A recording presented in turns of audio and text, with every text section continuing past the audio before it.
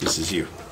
Hello, my name is Nicholas Takamori, and I'm going to talk about how marijuana is good for the economy. I'm going to talk about it using three main things about the industry: is the actual industry itself, possible savings from taxation, and the possible jobs that can be created. But first, I want to talk about the issue itself. This issue is a very statistically based issue, and since there isn't a lot of reliable information about it, the only place that we can really speculate with is from surveys, especially those from national surveys on drug and health. The estimate size of the market is roughly $35 billion. There are two methods of which that people estimate the market with: is a supply method and a demand method, and the average seems to be anywhere from about $35 to $45 billion. So I'm going to use that as a rough estimate.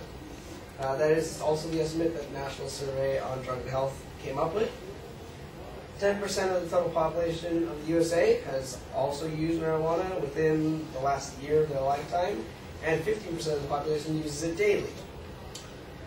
All of these statistics are from the National Survey on Health, and they are representative of how big of a market there is. This is not a small market, and there is a lot of potential for economic growth, especially inside this industry. My second point is about the possible savings in taxation. It could save the government $13.7 billion in prohibition enforcement. The government spends money every year to enforce the prohibition, and it burns up a lot of money. Roughly $6.4 billion could possibly be raised in sales tax if it is taxed at the same rate as alcohol and tobacco. It would only generate about $2.6 billion in revenue if it were taxed at the same rate as anything else, paper, pencils, or any general sales tax.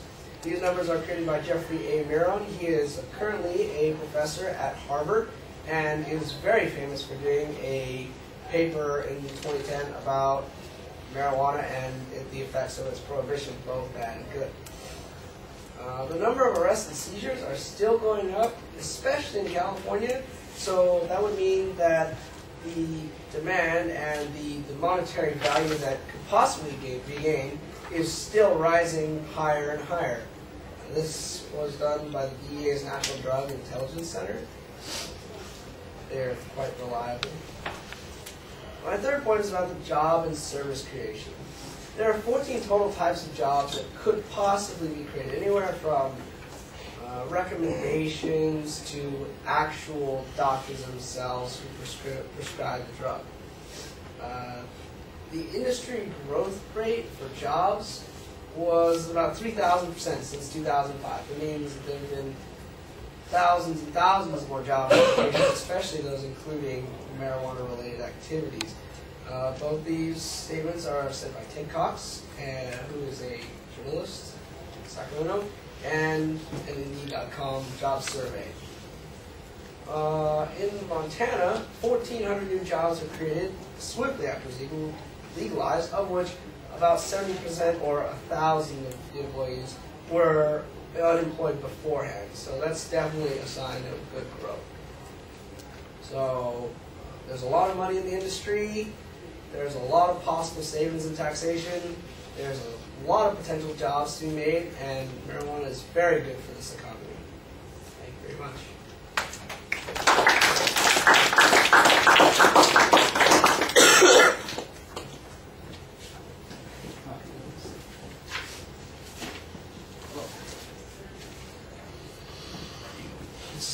This is your copy.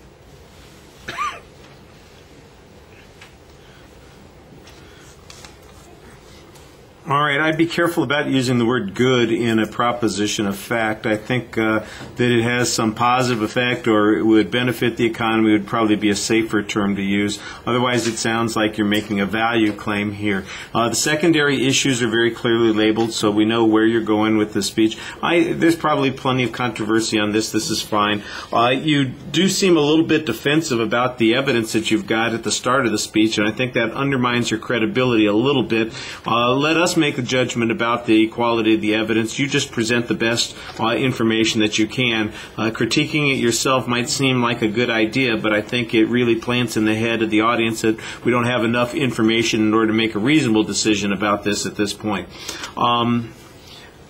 You signpost the points as you get into the body of the speech relatively clearly. I think the development of those points needs a little bit more information. You, I think, are jumping to some conclusions pretty quickly. The estimate of tax benefits, for instance, came from one particular scholar who used a comparison to other types of products, and so there's an explanation of where that data came from. Although I was a little bit confused because when you're presenting some statistical data, it sounded inconsistent. You said at one point that 10% of the population is using it or has used it in the last year, and then you said 15% use it on a daily basis, and that is just how those two statistics can be true at the same time is not clear to me. It seems like it's very contradictory.